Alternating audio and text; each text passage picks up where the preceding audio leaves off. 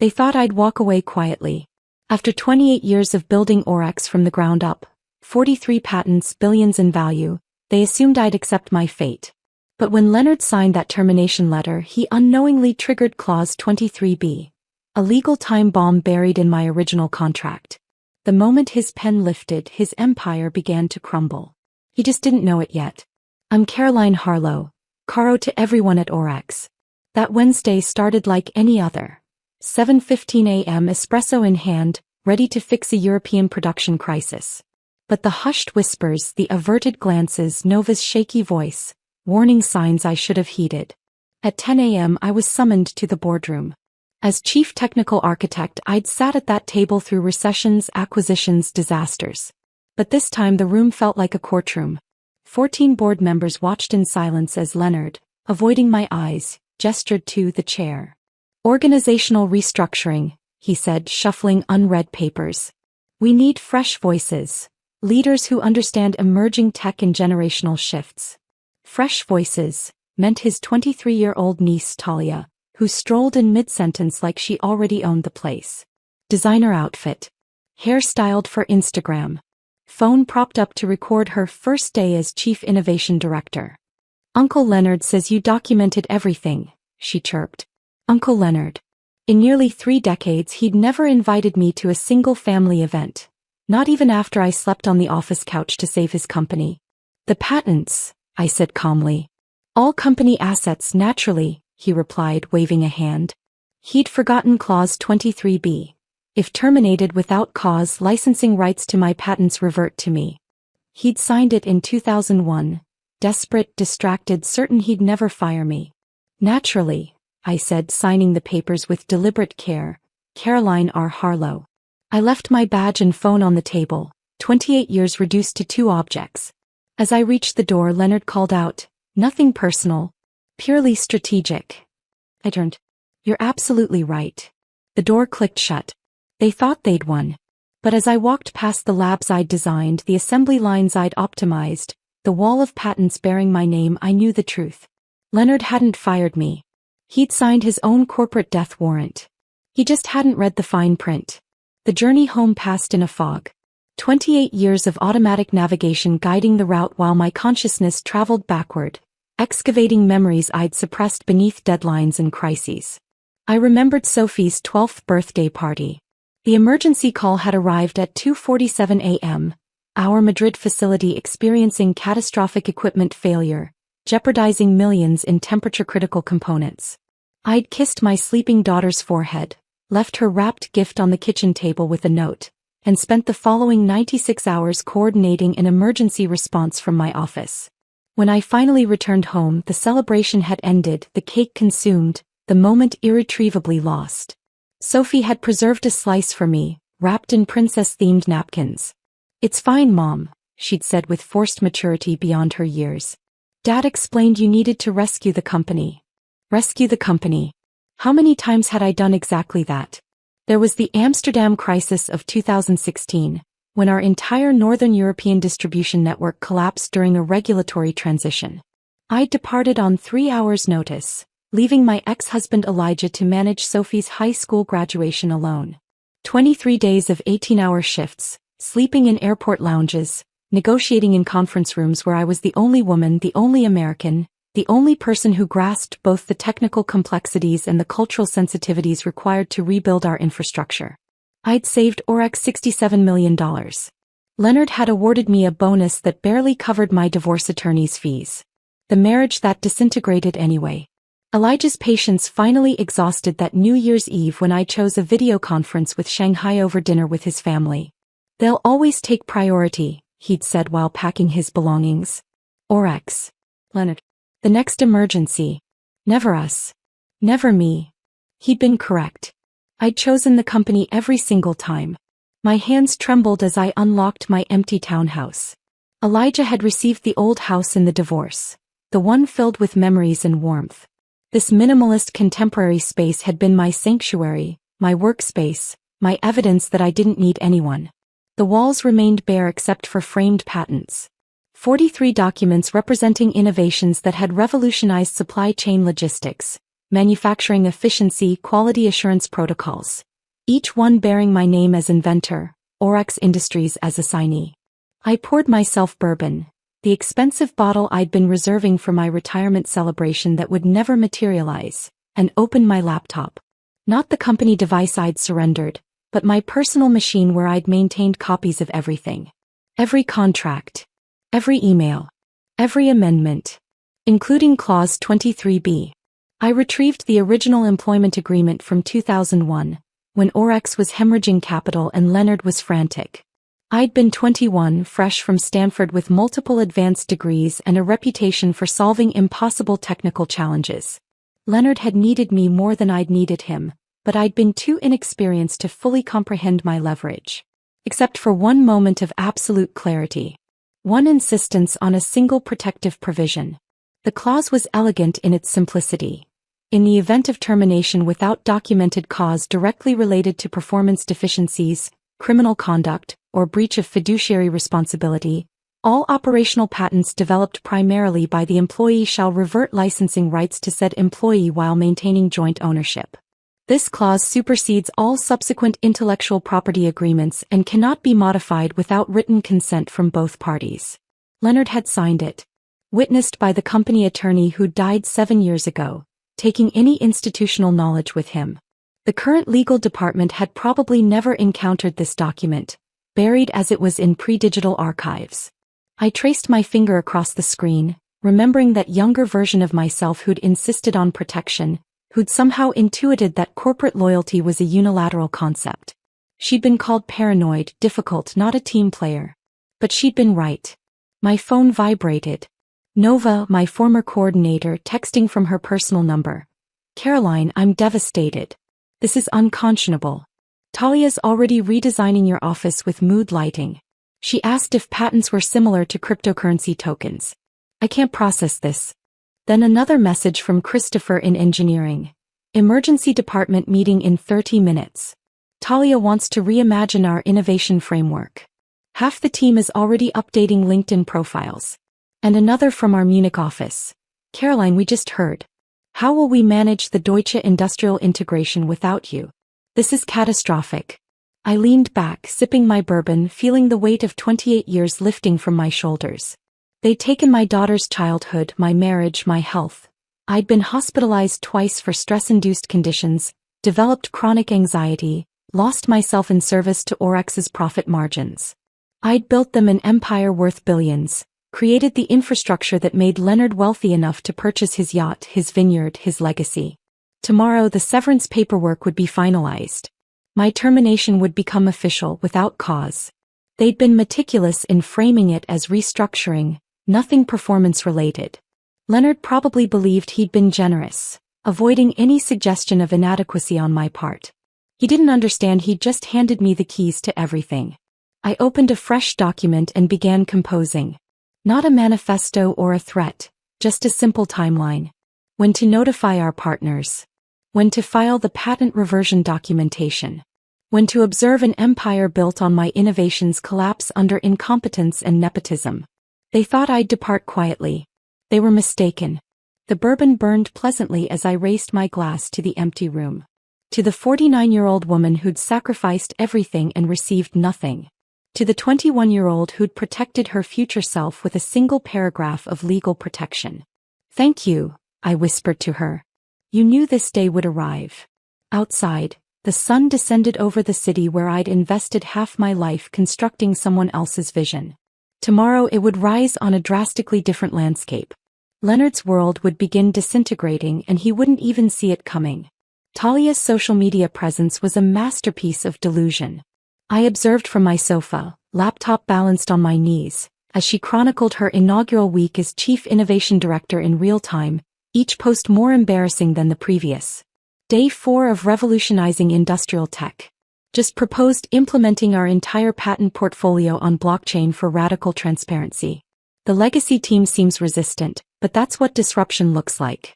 Rocket #innovation queen #GenZivo #female founder. The video showed her in my former office, now painted millennial pink with professional lighting equipment and a podcast recording area. She was explaining to a room of expressionless engineers how Web3 technologies would synergize with their Industry 4.0 initiatives to create paradigm shifts in stakeholder engagement.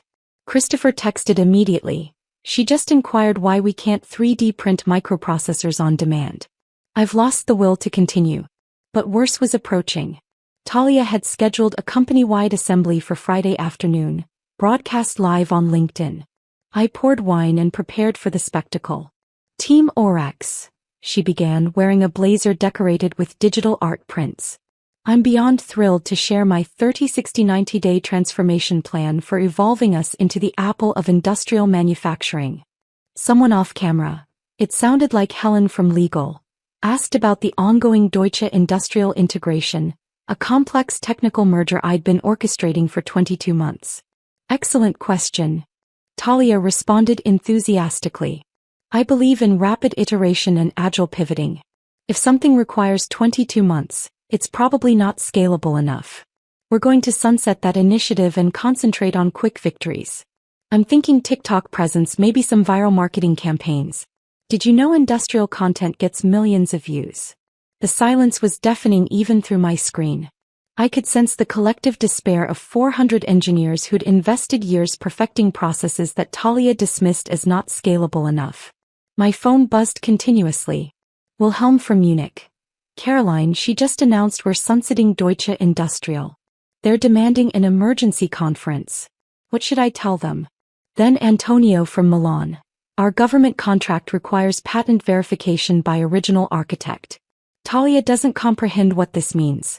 Please help. And Akiko from Osaka. Talia just suggested we use AI to replace our entire quality assurance process. She believes conventional testing is obsolete. I'm genuinely concerned. But Talia was accelerating. The following Monday she conducted an innovation sprint where she unveiled her masterpiece.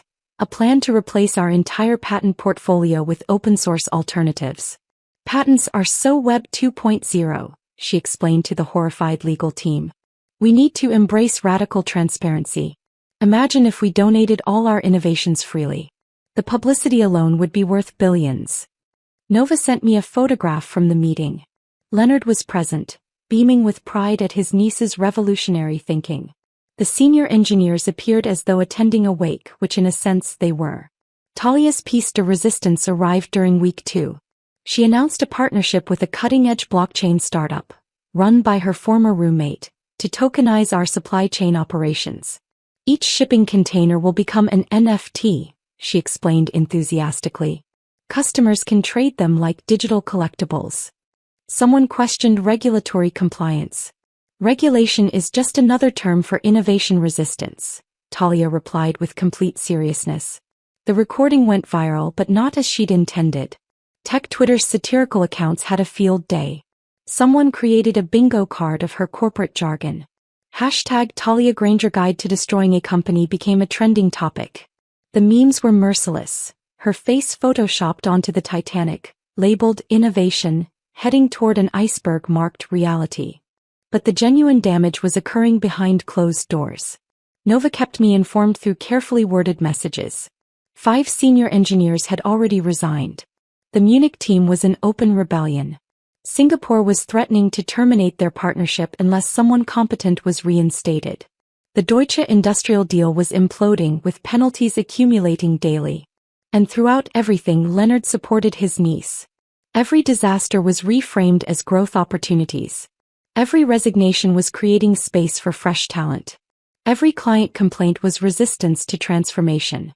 I documented everything meticulously. Screenshots, recordings, email forwards from former colleagues. Not for vengeance that was already inevitable, but for evidence.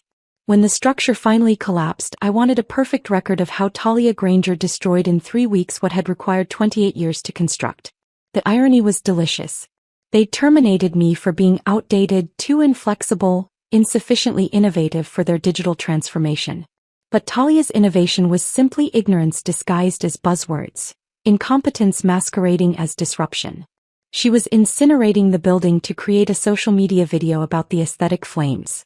My favorite moment occurred when she posted a selfie from the server room with the caption, "Why do we need all these computers when everything's in the cloud?" Thinking face. Hashtag think different, hashtag minimalist tech. Miguel, our IT director, texted simply, I surrender. By the conclusion of week 2, Orex's internal systems were chaotic. Talia had approved a revolutionary update to our inventory management system that somehow erased 4 years of historical data. She'd terminated the redundant backup team the previous week because the cloud is infallible. I sat in my quiet townhouse, observing the empire fracture from the outside, waiting for the perfect moment. The patents were still operational for now. The systems I'd built were robust enough to withstand a few weeks of Talia's innovation. But the clock was ticking. Soon, very soon, Leonard would discover that his niece hadn't just failed to fill my position. She'd incinerated everything I'd built. And when that moment arrived, when reality finally penetrated his nepotistic delusion, he'd remember that termination meeting. He'd remember my signature on those documents. He'd remember too late what he'd discarded. The email transmitted at precisely midnight on a Sunday. I'd calculated the timing meticulously, late enough that no one would be actively monitoring, early enough that automated systems would process it before Asian markets opened. 43 patents. 1 legal notification. 0 mercy. Notice of license revocation per employment agreement clause 23B. Effective immediately. All operational licensing rights for the following patents revert to Caroline R. Harlow. Continued use without explicit written authorization constitutes intellectual property theft subject to immediate legal action. I'd retained Veronica Sterling, the preeminent IP attorney in the nation. The same woman who'd demolished Meta's imitation attempts and brought Amazon to its knees over algorithm appropriation. She'd laughed when she reviewed Clause 23B. This is extraordinary, she'd said. Leonard Granger signed away his empire for the price of your loyalty. Then he discarded that loyalty like garbage. By 6:30 a.m. Monday morning, the dominoes began toppling. The first call originated from Wilhelm at our Munich facility. The automated production lines had halted. Every machine running my patented optimization algorithms displayed identical messages. License expired. Contact patent holder. Then Singapore. The supply chain management system, my crown jewel, the innovation that had saved Orex $89 million annually, went dark. No warning, no gradual shutdown. Just instant, complete paralysis. Succa followed. Our revolutionary quality assurance protocol, the one that had secured us the Toyota contract, ceased functioning during a critical production cycle. 4 million units of product frozen in limbo. I watched everything unfold from my home office, my phone silenced as notifications flooded in. Veronica had been thorough. Every system, every process, every line of code that relied on my patents had been remotely disabled. 28 years of innovation switched off like a light. Nova texted at 7:23 a.m. Caroline, absolute chaos is erupting. Leonard just sprinted past my desk screaming for legal. Talia's sobbing in the restroom. The production floor is completely paralyzed. This is you, isn't it? I didn't respond. Let them deduce it themselves. By 8:15 a.m. the partners started contacting Orex directly. Wilhelm from Deutsche Industrial was particularly furious, according to Nova's continuous updates. He's demanding to speak with you specifically, says the integration cannot proceed without the architect of the original systems. Leonard attempted to connect him with Talia. He terminated the call. The Canadian consortium followed. Then Brazil, Italy, Japan. One by one, every international partner discovered their multi-million-dollar contracts were now dependent on technology Orex no longer possessed rights to use. The emergency board meeting was convened for 10:30 a.m. I had front-row access thanks to Nova, who'd accidentally left her phone connected to the conference room's audio system. What do you mean the patents aren't ours? Leonard's voice was several octaves higher than normal. Helen from legal sounded exhausted. Sir, according to Clause 23B of Ms. Harlow's original employment contract, termination without cause triggers automatic reversion of licensing rights. You signed this agreement in 2001. I don't care what I signed 2 decades ago. He was an employee. Everything employees create belongs to the company. Not according to this clause, sir. It's legally unassailable. Ms. Harlow retains joint ownership but exclusive licensing rights. We cannot use any of her patents without her explicit authorization. Then obtain her authorization. She's not returning our calls, sir. Talia's voice emerged, trembling and confused. Can't we just, create new patents? How difficult can it be? The silence that followed was profound. Finally, someone, it sounded like CFO Raymond, spoke. Ms. Granger, those patents represent 2 decades of innovation. They're integrated into every aspect of our operations. Without them, we're essentially a corporate shell with impressive buildings and no functional technology. But I have ideas. Blockchain, please. We can pivot. We're a manufacturing company, Leonard exploded. Not a cryptocurrency venture. Raymond continued, his voice grim. I've run preliminary calculations. Without these systems, we're facing complete operational shutdown within 72 hours. Our contracts have severe non-performance penalties. We're facing potential losses of, he paused, 900 million minimum. Plus potential litigation from partners for breach of contract, Helen added. Our agreements guarantee specific technological capabilities we no longer possess. Leonard's breathing was audible through the phone. Bring her back. Whatever it requires. Whatever she demands. Give it to her. Sir, you terminated her without cause. She has no obligation. I don't care. Fix this. The meeting devolved into pandemonium. Talia was crying about how this wasn't fair, how her innovations would have replaced everything eventually. Leonard was screaming at legal for not identifying the clause. Legal was explaining repeatedly that they'd never seen the original contract because it predated digital records, and Leonard had never disclosed its existence. Meanwhile, my phone, my actual phone, was exploding with messages from partners worldwide. Wilhelm from Munich, Akiko from Osaka, Antonio from Milan. They all had the identical question. Would I be interested in consulting directly with them? The answer was affirmative. My new company, Harlow Technical Solutions, had been incorporated the day following my termination. I'd already drafted licensing agreements, reasonable rates for companies that treated their engineers respectfully, astronomical rates for those that didn't. Orex would receive a special rate, the "you terminated me for your niece" rate. By noon, the stock market had noticed. Orex Industries dropped 14% in the first trading hour. Tech publications were documenting the story. Major industrial giant loses access to proprietary patents in stunning legal oversight. Talia's Instagram had gone silent. Her last post, a motivational quote about rising above negativity, was being eviscerated in the comments by engineers worldwide who deduced what had happened. At 2:37 p.m., my attorney received the first formal communication from Orex's legal team. They were requesting a meeting to resolve this misunderstanding. Misunderstanding, as if 28 years of my life had been a misunderstanding. I instructed Veronica to schedule it for the following week. Let them agonize. Let them observe their empire crumble. Let Talia attempt to blockchain her way out of a complete systems failure. They'd wanted innovation. They'd wanted disruption. They'd wanted to move fast and break things. Congratulations. They'd broken everything. And I held the only tools that could repair it. By Tuesday morning, Orex Industries was international news. The Bloomberg headline read, "Manufacturing giant faces $1.3 billion patent crisis after terminating key architect." CNBC was less subtle. How nepotism triggered the biggest IP disaster in corporate history. The LinkedIn post that initiated the avalanche came from someone anonymous, but I recognized Christopher's writing style. Imagine terminating the person who holds 43 patents critical to your operations, replacing them with your 23-year-old niece who believes blockchain can solve everything. Then discovering you don't own the rights to any of the technology your company operates on. That's Orex Industries right now. They terminated the wrong person. Without Caroline Harlow, nothing functions. Literally nothing. #BringBackCaroline. Within hours, #BringBackCaroline was trending. Engineers from companies worldwide shared their own stories of being replaced by someone's relative, of building empires only to be discarded.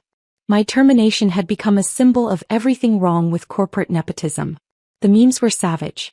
Talia's face photoshopped onto the Hindenburg. Leonard as the captain of the Titanic, labeled just restructuring while the ship sank. My personal favorite, A split screen showing Orex's stock price plummeting while Talia's last Instagram post about disrupting the industry played on repeat. Then came the insider videos. Someone leaked security footage of the production floor at complete standstill, hundreds of workers standing around idle machines. Another showed Talia in a meeting suggesting they could just use ChatGPT to replace the patents. The engineering team's visible despair became another viral moment. Twitter user @IndustrialInsider posted, Talia Granger just asked in a company call if they could right-click and copy the patent codes. I cannot make this up. Stock price from $52 to $28 in 48 hours. The Wall Street Journal published a devastating investigation by Wednesday, The Harlow Error, How Orex Industries Lost Access to Its Own Technology. They'd somehow obtained emails between Leonard and board members from weeks before my termination, showing he'd planned to replace me with Talia all along, describing me as past her peak and lacking social media savvy. One board member had warned, Caroline Harlow is Orex's technical infrastructure. Leonard had replied, anyone can be replaced. Talia brings fresh energy and modern thinking. Fresh energy. The comments section eviscerated him. Wednesday afternoon, a Reddit user on r/ProRevenge posted, I think I know who Caroline Harlow is, and this is even better than you think. They'd found the Clause 23B filing in public records. The post hit the front page within hours. Tech Twitter went insane. IP lawyers were calling it the most elegant contractual revenge in corporate history. Financial blogs picked up the scent like sharks. Orex's market cap has dropped $550 million in 48 hours. Partners abandoning Orex, seeking direct contracts with Harlow Technical Solutions. Emergency shareholder meeting called as investors panic. By Thursday, former employees started speaking up. Nova, using her real name now, tweeted, I worked as Caroline's coordinator for 7 years. She missed her father's funeral to save a contract. She slept in the office during the 2018 crisis. She literally built this company's entire technical foundation. They gave her 8 months severance and replaced her with someone who doesn't know what a semiconductor is. The YouTube analysis videos began appearing. The Fall of Orex Industries. A case study in nepotism. One creator with 3 million subscribers did a 50-minute deep dive into Talia's social media history, showing her previous failed ventures. A cosmetics line, a failed NFT project, a disrupting meal delivery app that was just DoorDash with different branding. Someone at Orex leaked internal Slack messages. The screenshots showed pure chaos. Day 4. Still no working systems. Talia just suggested we try turning everything off and on again. Leonard screamed at legal for an hour straight. Does anyone know if Caroline is hiring? The Financial Times ran a piece examining the numbers. Without Harlow patents, Orex loses $89 million annual savings from supply chain optimization, $230 million in exclusive contracts requiring her QA protocols, $410 million in penalties for non-delivery, $670 million in partner agreements contingent on proprietary technology. Total exposure, $1.3 billion. But the devastating blow came from an unexpected source. Sophie, my daughter, had stayed silent through everything. Then Thursday evening she posted on LinkedIn. My mother missed my birthdays, my graduations, my performances. She chose Orex Industries every single time. Not because she didn't love me, but because she believed in loyalty, in building something meaningful. Leonard Granger took 30 seconds to discard someone who gave him 28 years. He replaced her with his niece who calls patents, like crypto tokens or whatever. Mom's not on social media so she won't see this. But I'll say what she won't. They destroyed her life for nothing. Now she's returning the favor. Good for her. 15,000 shares in the first hour. The comments flooded in. Children of other workaholics, spouses of dedicated employees, all sharing stories of sacrifice rewarded with termination. CNN featured it on their morning broadcast. The anchor actually said, "This might be the most expensive case of nepotism in corporate history." Talia attempted to respond, posting a tearful video about cancel culture and age discrimination against young innovators. The ratio was brutal. Someone calculated she'd lost 73,000 followers in 4 days. Her LinkedIn profile quietly changed from Chief Innovation Director at Orex Industries to entrepreneur and thought leader. By Friday morning, #BringBackCaroline wasn't just trending, it was a movement. Business schools were already planning case studies. Employment lawyers were citing Clause 23B in new contracts. The phrase, pulling a Harlow, entered the lexicon, meaning to protect yourself against corporate betrayal. The stock price hit $21. One investor on a Bloomberg panel said simply, "Leonard Granger just gave a masterclass in how to destroy a billion-dollar company in 1 week." The emergency shareholder meeting was scheduled for Monday.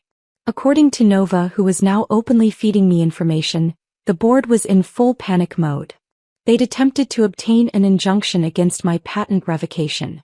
The judge had literally laughed them out of court. I sat in my home office watching the empire burn, feeling something I hadn't experienced in 28 years. Peace. Every notification, every headline, every meme was validation that my work had mattered, that I had mattered, that taking me for granted had been the worst decision Leonard Granger ever made. The empire I'd built for them was crumbling. The empire I was building for myself had just begun. The emergency board meeting was held in the same conference room where they'd terminated me. Nova had been instructed to stream it to me privately. The board's pathetic attempt to show they were including me in the conversation without actually inviting me. I watched from my home office, sipping coffee from a mug Sophie had sent me reading World's Most Valuable Mom. The 14 board members looked like they'd aged years in a week. Leonard sat at the head position, but the power dynamic had shifted. Board chairman Jackson Miles had taken control, his expression granite as he called the meeting to order. "Let's address the catastrophe at hand," Fairbanks began. "Leonard, your decision to terminate Caroline Harlow has placed this company in existential crisis. Explain yourself." Leonard shuffled papers, his usual commanding presence diminished. "The restructuring was intended to modernize our approach. By replacing our chief architect with your niece?" Evelyn Cross cut in. "A girl who asked if we could download more RAM to fix the patent crisis? Talia has an MBA from..." "Talia's a meme," Fairbanks slammed his hand on the table. "Our company is a meme. We've lost 62% of market value in 6 days." CFO Raymond pulled up a slide. "Without Harlow's patents, we owe Deutsche Industrial $51 million, Singapore $46 million, Tokyo $63 million, just week 1. By month's end, $400 million in penalties. Can't we license the patents back?" a board member asked. Helen from legal laughed bitterly. "She's offered terms, $12 million per patent annually, $516 million a year, plus a $60 million retroactive fee." Silence. "That's extortion," Leonard choked. "No," Helen said. "It's market rate. Deutsche offered her $18 million for just the QA protocol alone. She can't do this. I built this company. Those are my patents." Helen pulled up Clause 23B on screen. "You signed away licensing rights upon termination without cause, which you insisted wasn't performance-related. Legally, you handed her everything." Fairbanks stared. "You signed this 20 years ago? She was nobody. Just some kid with degrees. She was special," Evelyn said. "She's the only reason we survived 2008-2016, the pandemic. You discarded her for nepotism." Fairbanks scrolled through his tablet. "Talia's 2-week resume. Deleted 4 years of inventory data, axed backup teams, told partners patents are probably optional, and live-streamed board meetings to Instagram. She also proposed pivoting to a Web3 thought leadership platform." "She's young, she's learning, she's incompetent," Evelyn shot back. "My grandson's robotics club knows more than she does." Raymond added, 4 senior engineers resigned. 18 more are leaving. All joining Harlow Technical with equity offers. "She's poaching us." "No," Fairbanks said. "They're abandoning a ship you sank." Julian Hoffman finally spoke. "Investors want you gone. Caldwell's dumping their shares. Vanguard demands leadership change. Pension funds are mobilizing a proxy fight. This is a coup." "No," Fairbanks said quietly. "It's accountability." Helen's phone buzzed. "Tokyo just pulled out. Signed directly with Harlow Technical Solutions. That's 45% of our Asian revenue. Can we sue her?" Leonard pleaded. "For exercising rights you gave her? The judge laughed us out of court last time." Evelyn held up her phone. The Washington Post just called Clause 23B the most important employment provision of the century. Law schools are teaching it. I move Leonard Granger be removed as CO, effective immediately. 13 hands rose. Only Leonard stayed down. Motion carried. You're terminated. Without cause, Fairbanks added with icy irony. Just restructuring. You understand. Leonard's face twisted. This is her fault. That vindictive. Stop, Fairbanks said. Caroline gave this company everything. You gave her disrespect. She's not vindictive, she's victorious. What about Talia? Terminated. And please make sure she returns the company equipment she used to film TikToks. As Leonard turned to leave, he spat. You'll beg her to come back. Fairbanks pulled up an email. She already declined. Her words, you terminated me. You terminated your future. She's not coming back. Ever. Then Orex is finished. Orex died the day you chose your niece over your chief architect. We're just arranging the funeral. Helen murmured. Harlow Technical just signed a $1.8 billion deal with the European Manufacturing Consortium. I don't think she needs us anymore. The feed cut off. Minutes later, Nova texted. They look devastated. Leonard's in the parking lot screaming at Talia. She's threatening to sue for wrongful termination. The irony is exquisite. I closed my laptop and gazed at the skyline. Across the street, Orex HQ emptied. Employees hauling boxes, the security guard helping someone load a car, the same man who'd greeted me for 28 years. My phone buzzed. Wilhelm, Deutsche Industrial offering $95 million for a 7-year exclusive. Akiko, Osaka, we rejected Talia's application in minutes. Antonio, Milan, name your price. I let the messages sit. Nova slid into the booth with a USB drive. Leonard's final email. Blames everyone but himself. He still doesn't understand, I said. Narcissists never do. On my screen, Talia sobbed live on Instagram. How was I supposed to know patents were legally binding? My laptop chimed. A video call.